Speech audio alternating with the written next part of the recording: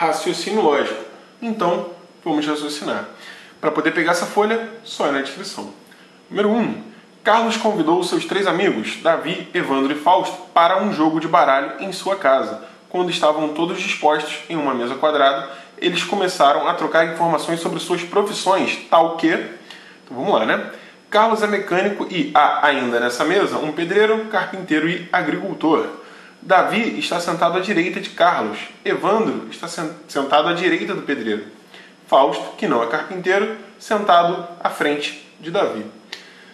Vamos organizar isso aí? Vamos desenhar, na verdade, o que a questão está dizendo. Então, fala de mesa quadrada, desenha lá a mesa quadrada, filho. Aqui, ó.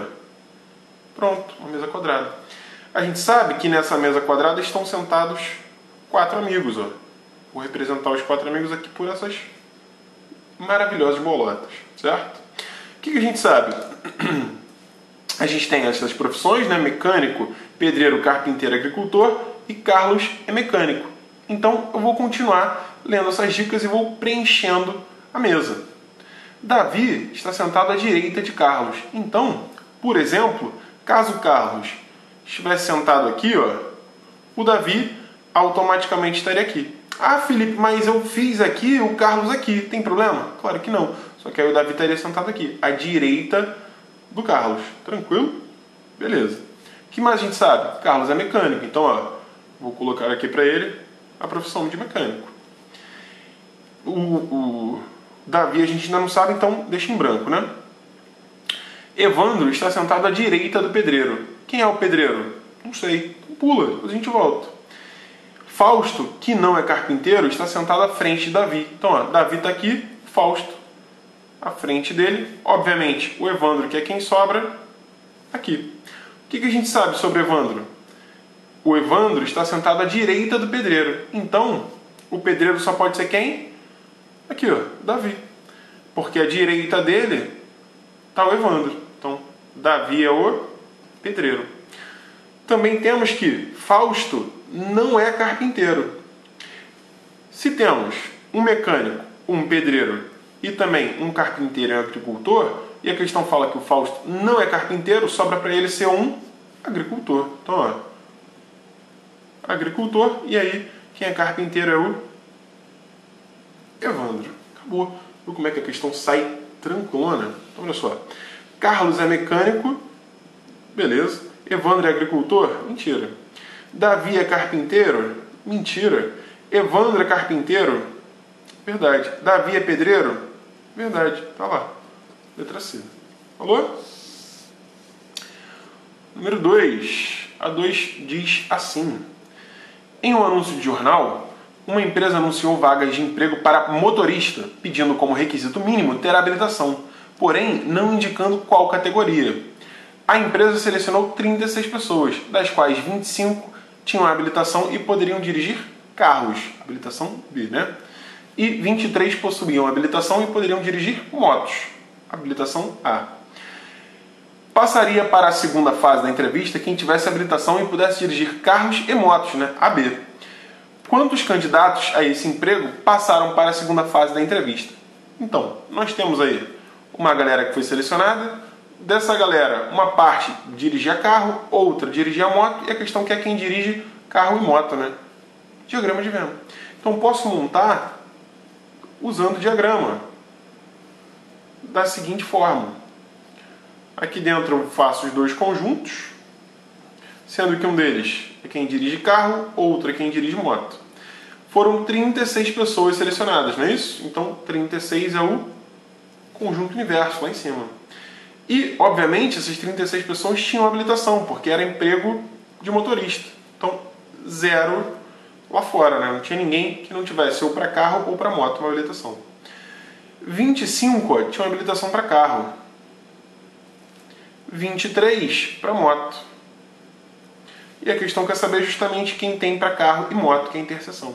Ah, Felipe, eu sei fazer isso, é muito fácil. Eu vou colocar um X aqui, aí eu faço 25 menos X, 23 menos X, somo tudo igual... Dá pra fazer assim? Dá. É difícil? Nem é. Mas tem maneira mais fácil. Que é como? Soma geral aqui, ó, e vê qual é a diferença pro total. O que você tem? Você tem 25, 23 e 0. Somando 25 mais 23 mais 0 vai dar o quê? Obviamente que o zero a gente esquece, né? 25 mais 23 dá 48. A diferença, ó, de 48 para 36 é quem? 48 menos 36, 12, né? Então, 12 é minha interseção. Acabou a questão. Lá na letra B. Falou? Próxima. Qualquer dúvida, só botar aí nos comentários. Número 3. A 3 fala assim, ó. Pedro, Augusto e César foram a uma concessionária de automóveis. Cada um comprou um carro, todos da mesma marca, porém de cores diferentes. Branco, azul ou prata. Considere que somente uma das afirmativas a seguir seja verdadeira. Então temos aí as afirmativas, olha só. Augusto não comprou o carro azul, César não comprou o carro prata, Pedro comprou o carro prata. Dessa forma, é correto afirmar que... Então, o que a questão fala pra gente aí por esse texto? Ela fala que cada um vai ter um carro de uma cor diferente, sim, e que dessas três alternativas, dessas três afirmativas, melhor dizendo, somente uma é verdadeira. Obviamente, como são três, duas serão falsas, certo? Então, qual é a ideia para esse tipo de questão? Sempre que a questão falar sobre verdade e mentira, né, alguma coisa verdadeira, alguma coisa falsa, é sempre interessante que a gente busque pela coisa verdadeira. Então, a minha busca vai ser pela verdade. Tranquilo? Por quê? Se eu achar a verdade nessa questão aqui, por exemplo, eu consigo já de cara falar que as outras duas são falsas, certo? Então vamos lá, vamos supor, sim, apenas supor, que a primeira seja verdadeira. Será que vai dar certo isso aí? Se não der, ela vai ser falsa. Ou então a gente não consegue concluir e a gente passa para a próxima. Vamos ver. Dizendo que essa daqui seja verdadeira, tranquilo? Só que antes de eu dizer que essa aqui seja verdadeira, eu vou colocar o seguinte, eu vou me organizar um quadrinho aqui, ó, Augusto, César e Pedro, aqui do ladinho. Por que eu vou fazer isso? Porque daí eu já vou botar as informações que a questão deu. Eles vão ter carros, podem ser branco, azul ou prata. Então, ó, branco, azul ou prata. Branco, azul ou prata. Branco, azul ou prata. Falou? Agora sim, vamos lá. Supondo que essa primeira seja verdadeira, obviamente essas duas outras serão falsas. Então, ó, Augusto não comprou o carro azul. Se ele não comprou o carro azul, é uma verdade, né? Estou supondo isso. Então, quem comprou o carro azul? Sei lá, vou para as outras. Se as outras são falsas, o que foi dito aqui, a gente troca o valor lógico, né? Então, César não comprou o carro prata? É mentira. Qual é a verdade, então? César comprou o carro prata. Ok. Pedro comprou o carro prata. Isso é mentira. Qual é a verdade, então? Pedro não comprou o carro prata. Você perceba que daí, ó, dessas três frases aqui que eu estou lendo, né, colocando essa como verdadeira e essas aqui como falsas, não teve nenhuma contradição, por enquanto. Então, não teve nada aí que incomodasse. O que eu faço? Não faço nada. É difícil colocar essa aqui como verdadeira? Esquece essa por um segundo. Então, vamos supor que essa seja verdadeira. Será que vai dar? Que ficou inconclusivo, né? César não comprou o carro prata, então é verdade. Logo, ó, Augusto não comprou o carro azul e Pedro comprou o carro prata são mentiras, são falsidades. A gente troca o valor lógico delas. Ó. Augusto não comprou o carro azul é falso. Qual é a verdade, então? Augusto comprou o carro azul. Pedro comprou o carro prata é falso. Qual é a verdade, então? Pedro não comprou o carro prata. Só que olha só, se a gente sabe que isso aqui é verdade, está supondo, ó, que César não comprou prata, e como isso aqui seria falso, então Pedro não comprou prata, sobraria o prata para quem comprar? Para o Augusto. Só que, como isso aqui seria falso também, está dando que o Augusto comprou o carro azul. Tem como o Augusto comprar o carro prata e o carro azul? Não. Então, essa segunda afirmativa aqui não poderá ser verdadeira, ela será necessariamente falsa. Tranquilo? Se ela é falsa, a gente pode agora ver a terceira, já sabendo que essa daqui com certeza é falsa. Então, olha só, vamos supor que essa terceira seja verdadeira. Essa aqui eu já sei que é falsa e essa aqui eu vou supor que é falsa também. Pedro comprou o carro prata. Vamos dizer que isso seja verdade, sim? Só que é falso, ó, isso aqui. Então a verdade é o contrário. A verdade é o quê?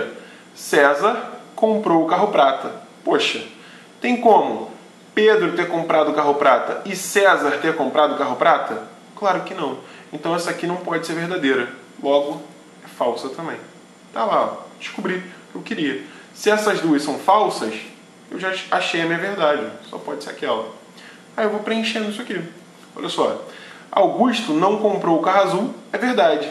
Então, Augusto não comprou o carro azul. César não comprou o carro prata, é mentira, é falso. Então, na verdade é o quê? César comprou o prata. Então, César comprou o prata, logo, ninguém mais comprou o prata e ele não comprou nenhuma outra cor. Olha o que sobrou. Para Augusto, ó, sobra o branco. Ninguém mais, obviamente, comprou o branco e sobra, então, para o Pedro o carro azul. Tranquilo? Agora é só encontrar a alternativa correta. Pedro comprou o carro prata? Pedro comprou o carro prata? Mentira. Pedro comprou o carro prata? Também não, acabei de ver que não, né? Augusto comprou o carro prata? Ó, Augusto prata? Não. César comprou o prata? César prata? Show. Pedro comprou o azul? Azul. Show. Letra D. Falou? Quarta e última questão aí. O piso de uma sala é representado pelo polígono da figura abaixo, onde dois lados consecutivos são sempre perpendiculares. As medidas indicadas na figura estão em metros. A área dessa sala em metros quadrados é... Caraca, Felipe, como é que eu vou calcular a área desse negócio aí? Que figura é essa? Que polígono é esse? Pois é. Você não vai calcular a área disso assim.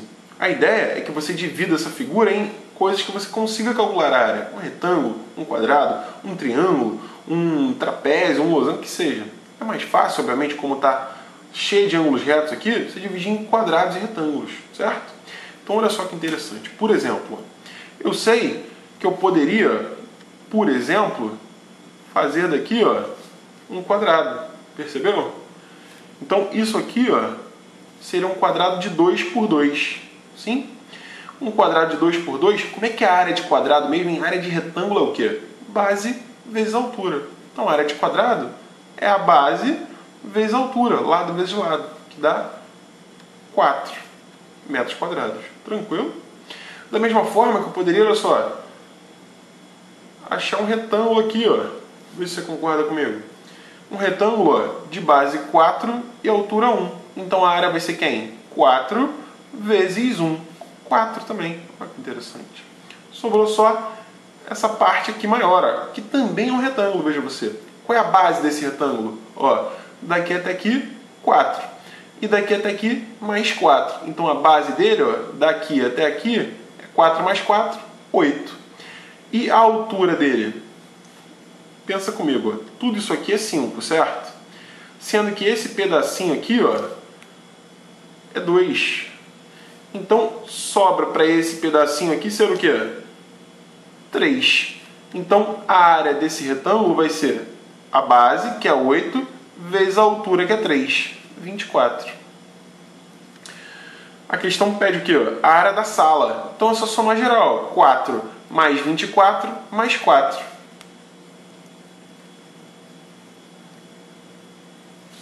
28 mais 4, 32 metros quadrados. Tá lá. Tranquilo? Qualquer dúvida, só falar comigo nos comentários que a gente conversa. Não se esqueça de dar aquele joinha maravilhoso, compartilhar com seus coleguinhas e se inscrever se não for inscrito. Abração. Fica com Deus.